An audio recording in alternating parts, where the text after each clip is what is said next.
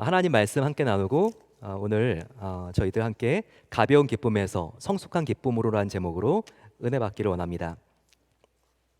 누가복음 2장 8절에서 20절까지의 말씀을 저와 함께 한 절씩 받도록 하겠습니다. 그 지역의 목자들이 밤에 밖에서 자기 양떼를 지키더니 주의 사자가 곁에 서고 주의 영광이 그들을 두루 비추매 크게 무서워하는지라. 천사가 이르되 무서워하지 말라. 보라, 내가 온 백성에게 미칠 큰 기쁨의 좋은 소식을 너희에게 전하노라. 오늘 다윗의 동네에 너희를 위하여 구주가 나셨으니 곧 그리스도 주시니라. 너희가 가서 강보에 쌓여 구유에 누워 있는 아기를 보리니 이것이 너희에게 표적이니라 하더니, 홀련히 수많은 천군이 그 천사들과 함께 하나님을 찬송하여 이르되, 지극히 높은 곳에서는 하나님께 영광이요 땅에서는 하나님이 기뻐하신 사람들 중에 평화로다 하니라. 천사들이 떠나 하늘로 올라가니 목자가 서로 말하되, 이제 베들레헴으로 가서 주께서 우리에게 알리신 바 이 이루어진 일을 보자 하고, 빨리 가서 마리아와 요셉과 구유에 누인 아기를 찾아서 보고 천사가 자기들에게 이 아기에 대하여 말한 것을 전하니, 듣는 자가 다 목자들이 그들에게 말한 것을 놀랍게 여기되 마리아는 이 모든 말을 마음에 새기어 생각하니라. 함께 봤습니다. 목자들은 자기들에게 이르던 바와 같이 듣고 본 그 모든 것으로 인하여 하나님께 영광을 돌리고 찬송하며 돌아가니라. 아멘. 오늘은 대림절 세 번째 주입니다. 말씀드린 것처럼 오늘 주제는 함께 우리가 기쁨에 대하여 살펴봅니다. 핑크색 초가 지금 밝게 비춰지고 있는데요. 이 핑크가 의미하는 것은 기쁨입니다. 조이죠. 크리스마스 인사가 뭐죠? 메리 크리스마스죠. 메리 크리스마스. 앞에 메리가 뭡니까? 이 메리는요, 마리아가 아니고 이 메리는 기쁨이라고 하는 뜻입니다. 우리가 인사할 때도 앞에 메리를 붙이는 걸 보면서 성탄절은 정말 이 기쁨이라는 감정이 가장 강하게 인상적으로 그렇게 나타나는구나, 우리가 알 수 있죠. 그런데 여러분, 메리 크리스마스의 뜻을 아시나요? 이 크리스마스는요, 크리스는 눈치채셨겠지만 그리스도입니다. 마스는 뭘까요? 이 마스에서 우리가 미사가 나왔거든요. 마스 미사 비슷하죠. 천주교에서는요, 미사를 예배라고 그러잖아요. 그렇습니다. 이 마스는 예배라고 하는 뜻이 있습니다. 그래서 메리, 기쁘게, 그리고 그리스도, 마스는 우리가 예배라고 하는 뜻이기 때문에 메리 크리스마스라고 하는 뜻은요, 이어보세요. 기쁘게 그리스도께 예배드립시다 라고 하는 뜻입니다.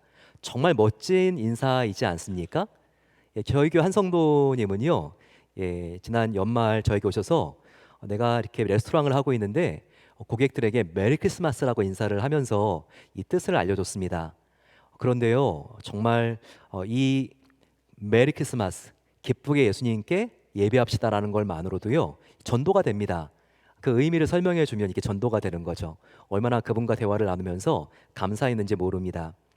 이렇게 성탄의 인사에 메리라고 하는 말, 기쁨이라고 하는 말이 있는데, 이것만 보더라도 이 성탄절에 이 기쁨이 얼마나 우리의 마음속에 강한 영향과 또 우리 마음속에 큰 즐거움을 주는지를 알 수 있습니다.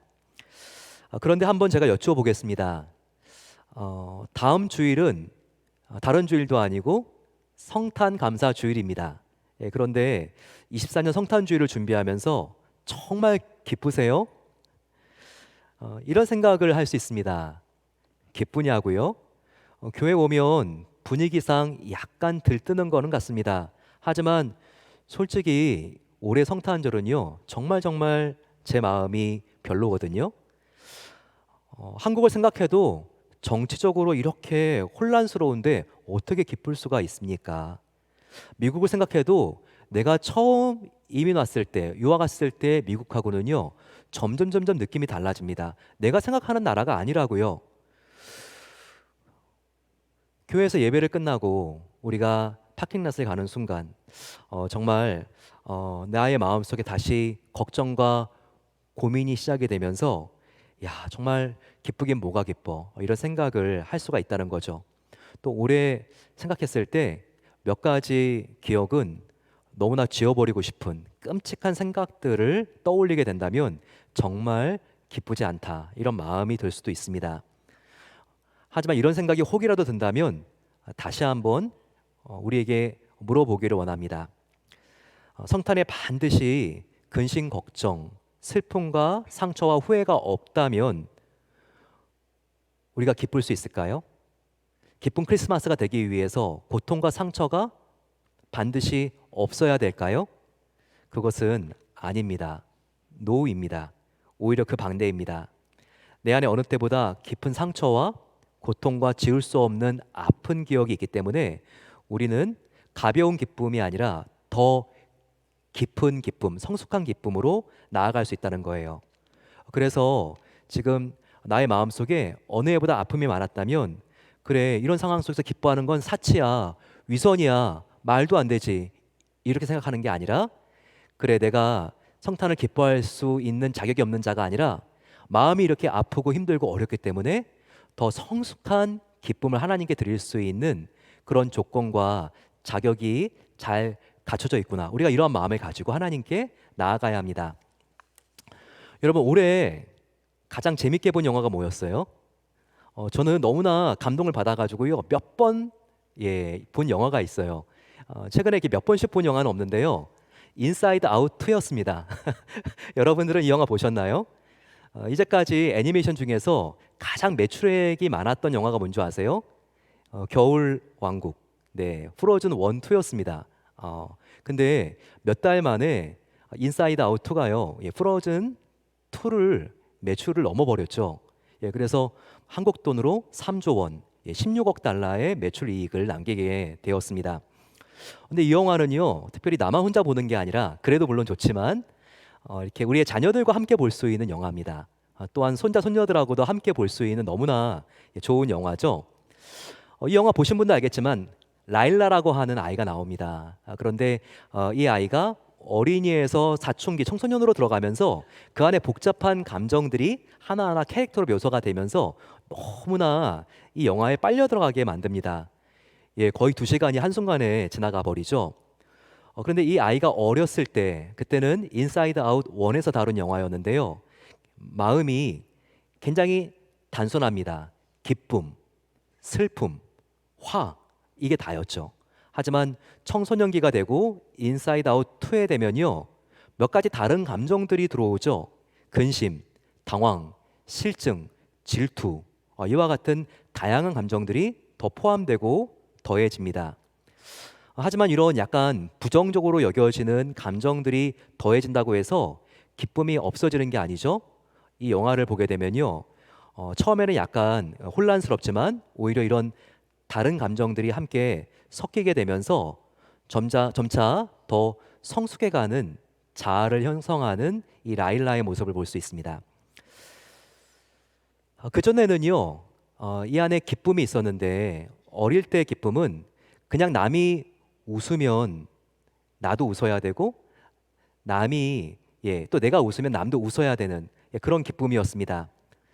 그리고 다른 사람의 슬픔과 근심을 잘 이해하지 못하고 공감하지 못하는 나밖에는 모르는 가벼운 기쁨이었어요. 하지만 라일라가 그 안에 근심과 기쁨과 당황과 후회와 같은 전에 없던 감정들을 수용하게 되면서 이제는 가벼운 기쁨에서 점차 더 성숙한 기쁨으로 발전하게 됩니다. 그리고 이 영화의 핵심 포인트는 바로 이거예요. 우리는 치를 떨게 하는 고통스러운 기억과 상처가 생각이 나면 어떻게든 지워버리려고 합니다. 떠나보내려고 하는 거죠. 하지만 그렇지 않고 내 안에 이런 상처를 숨기려고 하는 게 아니라 상처와 직접 대면하고 상처를 수용하고 안아줄 수 있을 때 진정한 기쁨, 성숙한 기쁨을 누릴 수 있다는 것이 이 영화의 주제라고도 할 수 있습니다. 따라서 저와 여러분들은요, 고통 때문에 이번 크리스마스에 기뻐할 수 없는 자들이 아니에요. 오히려 고통과 아픔과 상처 때문에 가볍게 기뻐할 수 있는 수준을 넘어서 더 깊이 성숙하게 기뻐할 수 있는 내면의 성숙을 가질 수 있다는 겁니다. 그런데 여기서 정말 조심하고 주의할 게 있습니다. 단순히 그냥 고통이요, 가벼운 즐거움에서 깊은 기쁨으로 바뀔 수 있는 게 아니에요. 바로 이 사이에 반드시 조건이 있습니다. 그 조건은 뭐냐면요. 우리가 예수님을 바라봐야 된다는 거예요. 이렇게 예수님을 바라보면서 나의 고통을 바라보게 된다면 내 안에 성숙한 기쁨이 시작되고 채워지고 자라날 수 있다는 것을 우리가 알아야 한다는 겁니다. 성숙한 기쁨은 고통 속에서 예수님을 바라보는 자에게 솟아나는 기쁨인 것을 우리가 알아야 한다는 거예요. 그렇지 않고 예수님 없이 예수님을 바라보지 않고 고통만 바라본다면요. 고통은 오히려 나의 내면을 부패시켜 버립니다. 상하게 만들고요. 이 고통은 악취가 나고 쓰레기와 같은 냄새가 납니다. 하지만 하나님이신 예수님을 통해서 나의 고통을 바라보게 된다면 고통은 나를 부패시키는 것이 아니라 나를 발효시킵니다. 그래서 깊은 맛과 향기가 나는 성숙한 기쁨의 사람으로 나를 자라게 하고 변화시킨다는 거예요. 한번 이런 시각으로 성경을 보시기 바랍니다. 성경에는요, 성숙한 기쁨을 드린 사람이 나와요. 그런데 한 사람도 그냥 되지 않아요. 모두 고통을 거쳐서 진정한 기쁨을 소유한 사람이 되었습니다. 그것도 보통 고난이 아니라 치를 떡에 만들고 상상할 수 없는 거칠고 가혹한 고난과 아픔을 통하여 변화를 받아서 참된 기쁨을 누린 사람들이 나와 있어요. 대표적인 사람이 누구일까요? 저는 단연 나오미라고 생각합니다. 룻기의 나오미, 이름 자체가 나오미는 기쁨이라고 하는 이름이에요. 그런데 고난 당하기 전에는 나오미는요, 그냥 가벼운 기쁨의 사람이었습니다. 하지만 고난을 당하죠. 보통 고난도 아닙니다. 이민을 왔는데 갑자기 남편이 죽고 아들이 둘밖에 없는데 두 아들이 다 죽습니다. 이런 정말 견딜 수 없는 고난, 그 고난을 하나님의 손을 붙잡고 통과하고 회복되면서 결국 나오미라고 하는 이 이름에 걸맞은 성숙한 기쁨의 사람이 됩니다. 또 누가 있을까요? 구약 인물 중에서 성숙한 기쁨을 누린 사람, 저는 단연 한나라고 생각합니다. 한나는 자녀를 낳지 못했기 때문에 얼마나 쓰라린 고난을 받았는지 몰라요. 정말 그녀가 불임 때문에 받은 멸시와 천대는 말로 다 할 수 없습니다. 하지만 고난을 하나님을 바라보고 통과했을 때 결국 사무엘을 낳게 되고요. 자신과 민족을 축복하는 기쁨의 기도를 하나님께 올려드리는 여인이 됩니다. 또 누가 있을까요? 욥이 그렇습니다. 욥의 마지막 장을 보세요. 마지막 장에 얼마나 성숙한 기쁨의 기도를 욥이 하나님께 드리고 있습니까? 하지만 절대로 이 기쁨이 그냥 되지 않았어요. 얼마나 큰 재정적인 손실과 가족과 건강상의 고통이 있었습니까? 이처럼 욥만큼 다 잃어버린 사람이 있을까요? 없습니다. 하지만 하나님과 함께 고난을 바라보고 오직 하나님의 은혜로 자기가 회복되었을 때 그가 이렇게 고백하죠. 주가 단련하신 후에는 내가 정금과 같이 되어 나오리라. 그가 그렇게 성숙한 기쁨을 하나님께 드리지 않습니까? 신약으로 와보세요. 특별히 복음서에는 이 성탄에 하나님께 정말 기쁨을 드린 사람들이 나와 있어요. 대표적인 사람이 예수님의 어머니인 마리아입니다. 마리아는 고민이 없었을까요? 고난이 없었을까요? 마리아는 동정녀 임신으로 돌맞아 죽을 고난에 내몰리게 됩니다. 하지만 천사를 통하여 하나님을 바라보죠. 자신이 임신한 이 아이가 하나님의 아들 메시아인 것을 그가 알게 되자 진정한 기쁨의 찬양을 마리아가 어떻게 올려드립니까? 누가복음 1장 보게 되면 마리아의 찬가가 있죠. 마리아가 이르되 내 영혼이 주를 찬양하며 내 마음이 하나님 내 구주를 기뻐하였음은 내 여종의 비천함을 돌보셨음이라. 그녀가 그렇게 하나님께 기뻐하지 않습니까? 동방 박사를 보십시오. 그들은 만왕의 왕이신 예수님의 탄생을 축하하기 위해서 페르시아로부터 수만 마일을 고생하면서 이스라엘까지 왔습니다. 설상가상으로 도착했는데 헤롯 왕을 만나게 되죠. 온갖 거짓과 유혹의 고난에 빠질 뻔했습니다. 그를 통해서요. 하지만 각각의 노력 끝에 베들레헴 말구유 여물통에 난 아기 예수님 만났을 때 그들이 얼마나 기뻐합니까? 마태복음 2장을 보세요. 9절에 박사들이 왕의 말을 듣고 갈새 동방에서 보던 그 별이 문득 앞서 인도하고 가다가 악이 있는 곳에 머물러 서 있는지라 그들이 별을 보고 매우 크게 기뻐하더라 라고 나와 있습니다. 또한 복음서에는요, 오랜 기다림 끝에 이 정말 기다려야 되는 기다림의 고난의 시간을 통과한 사람들의 이야기가 나옵니다. 그들의 이름은 시므온과 안나입니다. 배우자가 일찍 죽고 성전에서 60년 동안 혼자 지내야 됐습니다. 나이가 80, 90세가 넘도록 하나님의 아들 메시아를 만나기를 기다리고 또 기다렸습니다. 그런데 하나님의 아들인 아기 예수님을 결국 만나게 되었을 때 그들의 한스러운 고난은 한순간에 지구의 기쁨으로 바뀝니다. 여기 시몬이 어떻게 노래합니까? 아기를 안고 하나님을 찬송하여 이르되 주제여 이제는 말씀하신 대로 종을 편안히 놓아주시는도다. 내 눈이 주의 구원을 보았사오니라고 그가 고백하고 있습니다. 성경을 다 보세요. 이 성경을 보게 되면요, 성탄에서 가장 기뻐했던 인물들, 고난이 없었기 때문에 기뻐한 게 아니었다고요. 그 어떤 사람보다 더 깊은 어두운 절망과 비탄과 슬픔과 오래 기다린 끝에 있었지만 그럼에도 불구하고 구원자이신 예수님을 바라보았기 때문에 기뻐했던 자들입니다. 사랑하는 성도 여러분, 이번 성탄절에 어느 때보다 기쁘지가 않고 고통스럽고 절망만 남은 것 같고 정말 외롭지 않습니까? 나의 건강과 가족과 직장의 상태, 나의 민족적인 상황을 봤을 때 한국을 생각하면, 미국을 생각하면 내년이 그려지지가 않고 너무나 아찔하고 암담하게 느껴지십니까? 하지만 그렇다고 이번 성탄절에 기뻐할 수가 없는 게 아니라고요.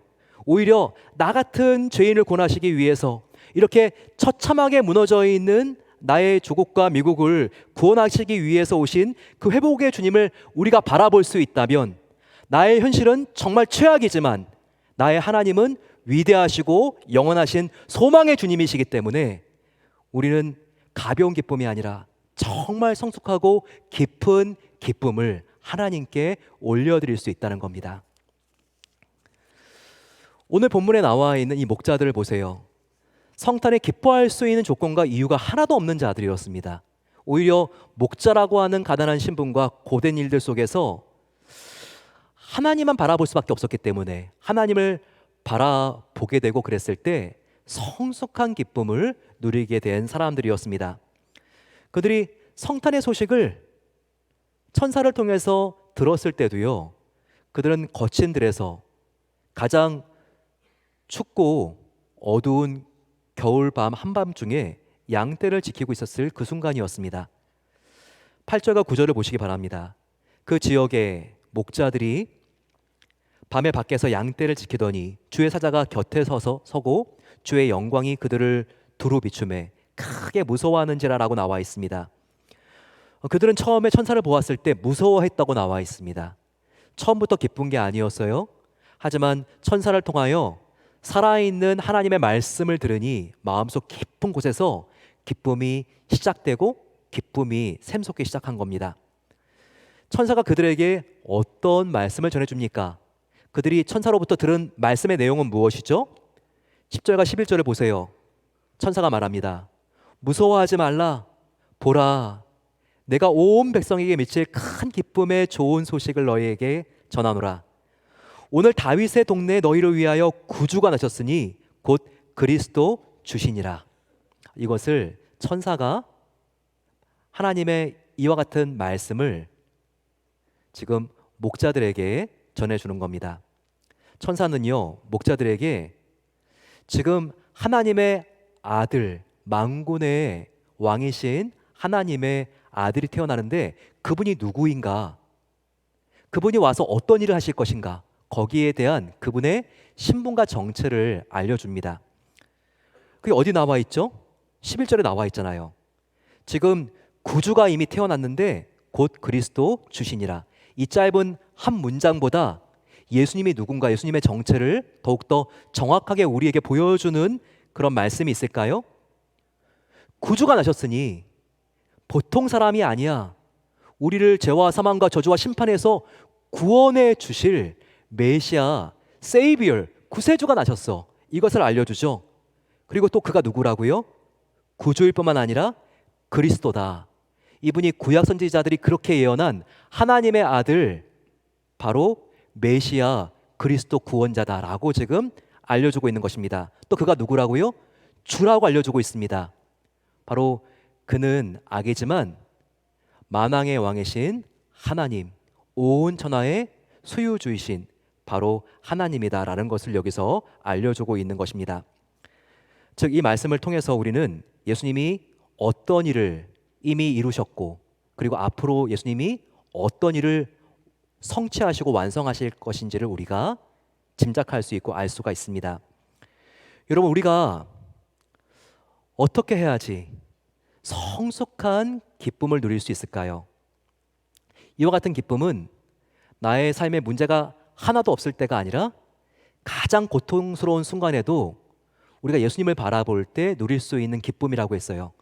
그럼 우리가 예수님을 바라봐야 되는데 어떤 예수님을 바라봐야 하냐고요? 어떤 예수님인가? 바로 그것이 우리가 함께 읽은 것입니다. 구주가 나셨으니 곧 그리스도 주시니라. 바로 이것이 우리가 어떤 예수님을 바라봐야 되는지 이것을 우리에게 알게 하는 것입니다. 어떤 예수님입니까? 우리를 이미 구원하신 예수님이죠. 그분은 나 같은 죄인을 위해서 베들레헴 말구유의 여물통 위에 태어나신 하나님의 아들이죠. 왜 그분인들 왕궁의 왕자로 태어나고 싶지 않았겠습니까? 여러분, 정말 부처는 어디서 태어났죠? 인도에. 보니까 네팔 가니까 네팔에 부처가 태어난 그 왕궁이 있더라고요. 정말 일개 가장 높은 왕국의 왕자로 태어났죠. 근데 왜 예수님은 10대 목수의 아들로서, 그것도 정말 냄새나는 마법관에, 그것도 여물통 위에 태어나야 됐습니까? 바로 그것은 하나님께서 나같이 비천한 자를 구원하기 위해서 나와 공감대를 형성하기를 원하셨다는 것입니다. 그래서 왕궁의 왕자로 태어난 것이 아니라 가장 가난하고 비참한 베들레헴 마법관의 여물통 그 위에 10대 목수의 아들로 태어났다는 거예요. 그리고 영원한 사망과 심판의 원인인 나의 죄를 용서하기 위해서 죄 하나도 없는 분이 대신 십자가에 달려 물과 피를 그 몸에서 다 쏟으시고 죽었다는 것입니다.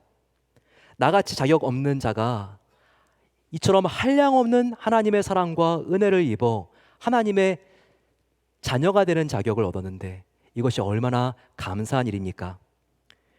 여러분 생각해 보세요.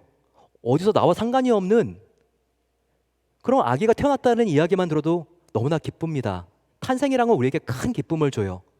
그런데 2000년 전에 태어난 이 아기는요, 나와 별 상관이 없는 아기가 아니라 나와 직접적인 상관이 있는 아이입니다. 이 아이가 태어나지 않았으면요, 나의 죄는 용서받을 수 없었어요. 이 아이가 태어나지 않았으면 나는 나의 죄 때문에 영원한 사망과 심판과 저주 속에 나는 떨어질 수밖에 없었어요. 하지만 이 아이 때문에 나는 죄 용서를 받았고, 이 아이 때문에 나는 구원을 받았고 영생을 얻은 거예요. 이와 같은 직접적인 관련이 이 아이와 있는데 이 아이의 탄생이 얼마나 기쁜 일입니까? 또한 우리는 성경을 통해서 이미 나를 구원하시기 위해서 오신 예수님뿐만 아니라 앞으로 구원을 완성하실 그 예수님을 우리는 알 수 있기 때문에 소망 속에서 기뻐할 수 있어요. 성탄절은 2000년의 구약 선지자들의 1500년의 약속대로 그 메시아가 오지 않은 게 아니라 결국은 왔다는 것을 우리에게 증명해 주는 날입니다. 그런데 이 사건이 증명되고 실현되었다면요, 이제 우리는 과거만 박물관처럼 바라보는 것이 아니라 이제 우리는 미래를 바라봐야 돼요. 구약 선지자들이 그렇게 예언한 예수님이 과연 2000년 전에 반드시 왔다면 예수님의 이와 같은 2000년 전의 초림에 대한 예언보다 다시 오실 것이라고 하는 재림에 대한 예언이 훨씬 더 선지자들이 많이 했는데 과연 이것은 얼마나 확실하게 이루어질까? 우리가 미래를 바라봐야 된다는 거예요. 그런데 다시 오실 예수님은요, 가난한 목수의 아들로 오지 않아요. 온 우주와 세상을 통치하시는 하나님의 아들 왕으로 오십니다. 2000년 전에 예수님은 구원자로 오셨는데요, 앞으로 오실 예수님은요, 심판주로 오십니다. 하지만 저와 여러분들이 예수님을 이미 믿었기 때문에 우리가 받을 심판은요, 믿지 않는 사람들과 같은 천국 지옥 심판이 아니라 우리는 상급 심판입니다. 이미 구원을 받았지만 우리는 부끄러운 구원을 얻어서 하나님 앞에 설 것인가, 아니면 주님을 위하여 예수님의 손과 발이 되어 충성 봉사하다가 정말 하나님 앞에 부끄럽지 않게 우리가 설 것인가. 우리가 이미 구원을 받았는데 어떤 상급을 받을 것인가에 대한 상급 심판만 우리가 남아있다고요. 근데 여러분, 예수님이 반드시 다시 오시는데 그냥 오시는 게 아니라 새 하늘과 새 땅을 가지고 오세요. 예수님이 다시 재림하시게 되면요, 새 하늘과 새 땅이 이 땅 가운데 임하게 돼요. 그런데 그 나라, 그 땅, 그 하늘은 어떤 곳입니까? 그것을 우리가 제대로 이해할 수 있을 때, 명확하게 볼 수 있을 때, 우리는 재림이 무섭지가 않고 이 재림을 정말 기다리면서 기뻐할 수 있는 자들이 된다는 거예요. 예수님이 오실 때 새 하늘과 새 땅은 어떤 곳입니까? 요한계시록 21장에 나와 있죠. 1절부터 4절까지. 여러분 보십시오. 또 내가 새 하늘과 새 땅을 보니 처음 하늘과 처음 땅이 없어졌고 바다도 다시 있지 않더라. 하나님의 장막이 사람들과 함께 있음에 하나님이 그들과 함께 계시리니 그들은 하나님의 백성이 되고 하나님은 친히 그들과 함께 계셔서. 그 다음이 중요해요. 새 하늘과 새 땅이 어떤 곳입니까? 모든 눈물을 그 눈에서 닦아주시니 다시는 사망이 없고 애통하는 것이나 곡하는 것이나 아픈 것이 다시 있지 아니하리니 처음 것들이 다 지나갔음이로라. 새 하늘과 새 땅은 바로 이런 곳이라고요. 우리의 이 땅 살면서 한스러웠던 우리의 모든 상처와 눈물을 닦아주실 예수님이 곧 다시 오신다는 약속이 여기 있는 겁니다. 예수님이 다시 재림하시면요, 다시는 아픔과 질병과 나와 나의 자녀를 힘들게 했던 장애가 다 사라지고 죽음 때문에 슬퍼 이별하는 일이 다시는 없게 되고 새 하늘과 새 땅이 임하게 되면요, 이와 같은 모든 우리의 눈물과 아픔이 사라진다는 것인데, 이와 같은 약속이 얼마나 기쁨이 되고 얼마나 큰 감사가 됩니까? 바로 예수님의 초림 성탄이 이루어진 것은요, 재림 때 이와 같은 약속이 얼마나 확실하게 우리에게 이루어 주실까를 미리 보여주는 예표라고 할 수 있습니다. 성탄이 얼마나 기쁜 날입니까? 정말 이 성탄에 하나님께서는 우리에게 영생을 약속하셨습니다. 이 땅에 치열한 전쟁과 또한 혈기와 속임수로 인한 수많은 분열이 있지만 주님이 오시는 그날이 되면 나라와 나라, 민족과 민족, 그리고 정말 인간과 피족의 자연세계에 이와 같은 정말 싸움과 모든 생태의 오염과 환경 문제들이 다 회복될 수 있다는 것을 이렇게 약속하고 있는 것입니다. 우리가 이 약속을 바라보게 된다면요, 마음속에 그 나라에 대한 소망이 생깁니다. 이 소망은 정말 깊은 성숙한 기쁨을 우리에게 주는 것이죠.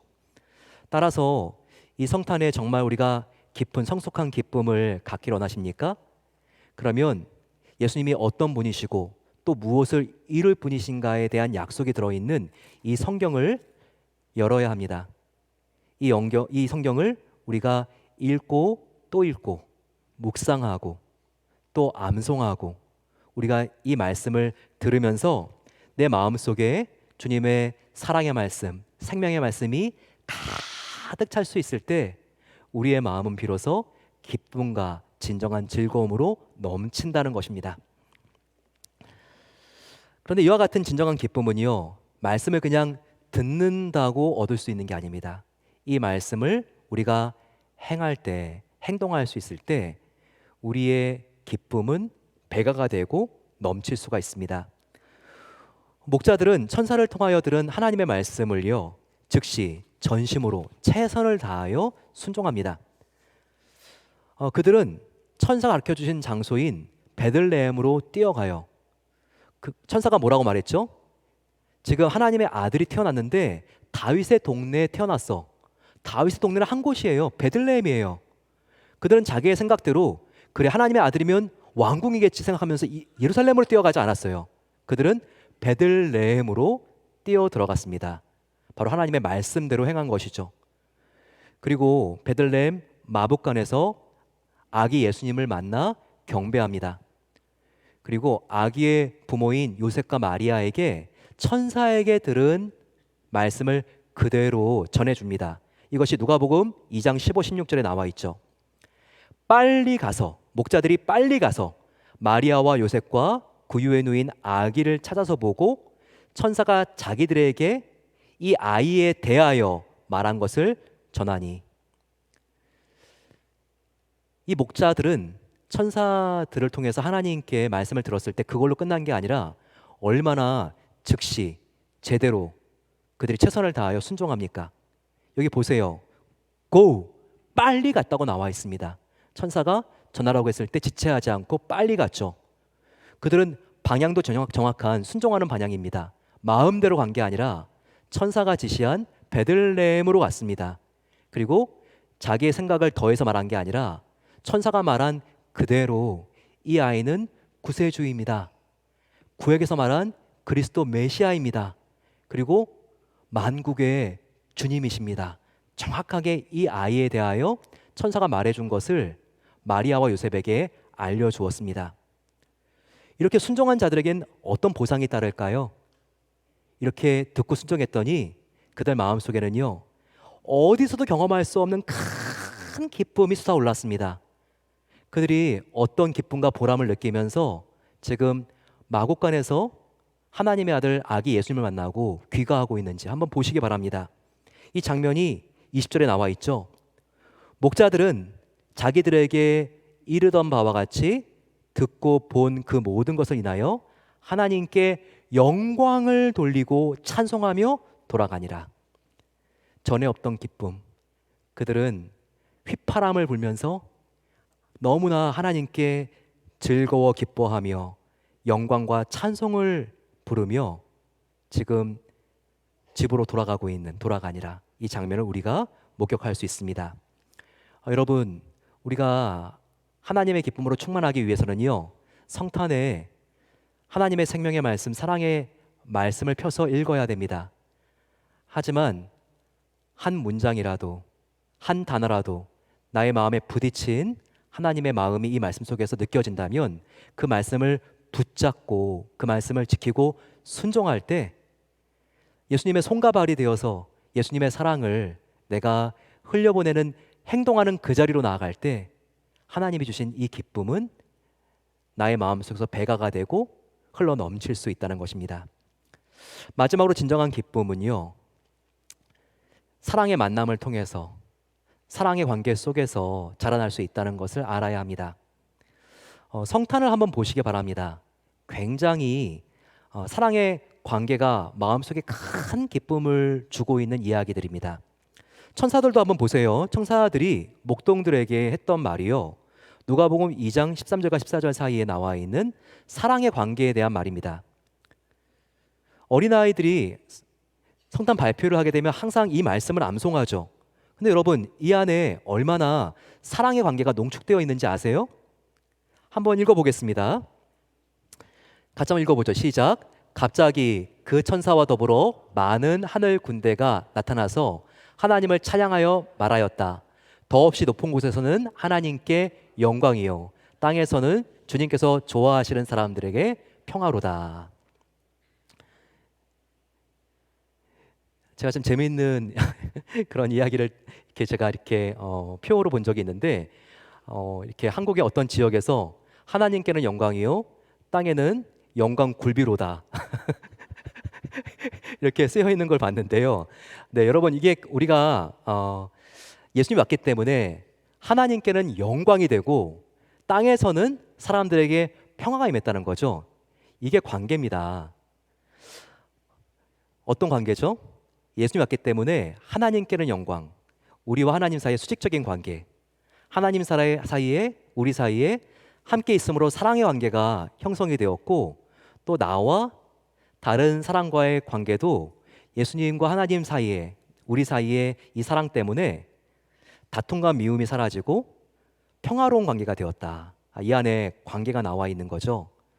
정말 성탄에서 우리가 기뻐하기 위해서는요, 이 두 가지 관계를 놓치면 안 돼요. 하나님과 우리 사이의 사랑의 관계, 나와 이웃 사이의 사랑의 관계를 우리가 형성할 수 있을 때 그때 정말 기뻐할 수 있습니다. 그러지 않고 이 관계가 깨어진다면요, 나와 아내 사이의 관계, 남편 사이의 관계, 나와 자녀와 또한 부모와 자식 간에, 나와 종업원 간의 관계, 회사 동료와의 관계가 깨지고 불편해진다면요, 성탄은 기쁠 수가 없다는 거예요. 이 관계가 얼마나 중요한지 성탄에서 기뻐한 사람들을 다 보게 되면요, 혼자 기뻐한 게 아니라 함께 기뻐했어요. 목자들을 보십시오.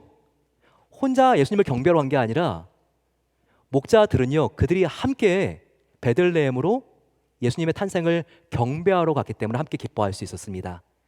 동방박사도 혼자 온 게 아니에요. 세 명이 함께 왔기 때문에 그들이 고난 중에도 하나님을 함께 바라볼 수 있었고, 결국 아기 예수님을 찾아서 경배하면서 함께 기뻐할 수 있었던 것입니다. 마리아를 보세요. 요셉과 함께 기뻐하죠. 요셉뿐인가요? 마리아를 보세요. 사촌 엘리사벳이 있었죠. 그래서 함께 기뻐합니다. 이렇게 성탄의 기쁨은요, 함께 기뻐하는 거예요. 근데 어떤 분은 그래도 저는 혼자입니다. 이 성탄에 함께할 사람이 아무도 없습니다. 그래도 여러분이 혼자가 아니라는 게 복음이에요. 나의 친구가 아무도 없다고 느껴진다 할지라도요, 예수님의 이름이 뭐라고요? 임마누엘이라고요. 하나님이 우리와 영원히 함께 하신다. 내가 외롭고 아무도 나의 편은 없어진 것 같고 내가 혼자라 할지라도 지금 예수님이 오신 것은 하나님께서 예수님의 영 성령님을 우리 안에 보내주신 거예요. 내가 예수님을 믿고 영접했을 때 그 성령님은 내 안에 들어오셔서 나와 함께 살고 영원히 떠나지 않는 사랑의 영이세요. 얼마나 감사합니까? 장애인들의 인생 이야기를 담고 있는 따뜻한 책 안에 단편들이 있습니다. 그 안에 이와 같은 단편이 있는데 너무 큰 감동이 되어서 오늘 마지막 이야기로 준비했습니다. 암에 걸린 어떤 부인이 항암을 갖기 위해서 몇 달 동안 병원에 입원하고 있었습니다. 그런데 병실 바깥에 어떤 학교의 운동장이 보이는 거였어요. 갑자기 운동회가 열리고 있는데 운동회를 보고 싶은 마음이 있어서 간호사에게 휠체어를 좀 빌려달라고 하고 면회를 얻어서 휠체어를 타고 병원 밖을 빠져나갔습니다. 그곳에서 장애인 운동회가 열리고 있었어요. 그것을 물끄러미 지켜보던 부인은 한 감동스러운 장면을 보게 됩니다. 자기와 비슷한 또래의 50살이 좀 넘은 정도의 체격이 제법 되는 부인이 경기를 지켜보다가 더 이상 참을 수가 없어서 핸드백을 집어던지고 운동장 트랙 안으로 뛰어 들어왔습니다. 거기엔 한 소녀가 넘어지고 일어서고를 반복하면서 계속해서 뛰고 있었어요. 그 부인은 트랙 가까이에서 소녀와 함께 달리면서 이렇게 소리를 쳤습니다. 영아야, 멈추면 안 돼. 일어나 달려야 돼. 그녀의 딸처럼 보이는 그 소녀는 비틀거리고 달리고 또 달렸습니다. 자주 넘어져서 우승할 가능성은 조금도 없었어요. 소녀는 비틀거리며 달리고 있었어요. 하지만 딸을 향한 엄마의 마음의 목표는 우승이 아니라 완주였던 것입니다. 그 부인은 계속해서 소리를 칩니다. 영아야, 일어나 달려야 돼. 그런데 그 엄마가 소리를 치며 함께 달리는 그 순간 놀라운 변화가 일어납니다. 이 소녀의 자세가 바로 잡히면서 제대로 뛰기 시작하는 것이었어요. 마침내 소녀는 완주하게 되었습니다. 그리고 사력을 다한 이 소녀는요, 결승점에서 쓰러지듯이 엄마의 품에 안기게 됩니다. 가슴 뭉클한 이 장면을 보고 이 50세 되는 중년의 부인은 병실로 돌아왔습니다. 그리고 그날 밤 감동의 현장을 떠올리면서 아들에게 편지를 쓰기 시작합니다. 그녀가 낮에 보았던 장애 아동들의 경기를 회상하면서 딸과 함께 트랙을 달리던 그 엄마를 떠올리면서 이렇게 아들에게 편지를 썼습니다. 소중한 나의 아들아, 상황은 다르지만 지금까지 나도 너의 곁에서 함께 응원하며 함께 달리는 인생을 살았지. 하지만 사랑하는 나의 아들아, 이제 엄마도 암으로 장애인이 된 지금 이제는 내 곁에서 달리는 것이 아니라 너의 경기를 관람하는 구경꾼의 자리에 앉을 수밖에 없게 되었단다. 그런데 이 자리에서 내가 오늘 있었던 일을 생각하면서 함께 내가 떠올리고 상상하는 일이 있어서 너에게 편지를 쓴다.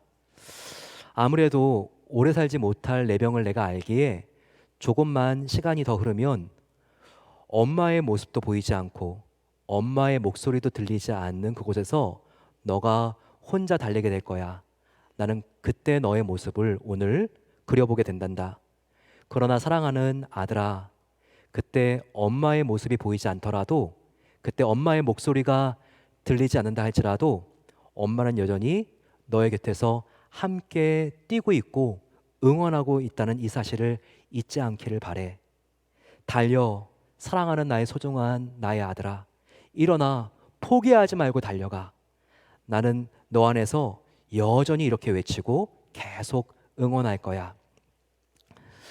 사랑하는 성도 여러분, 우리가 아무리 힘들고 어렵다 할지라도 우리 안에서 내가 너와 함께 한다.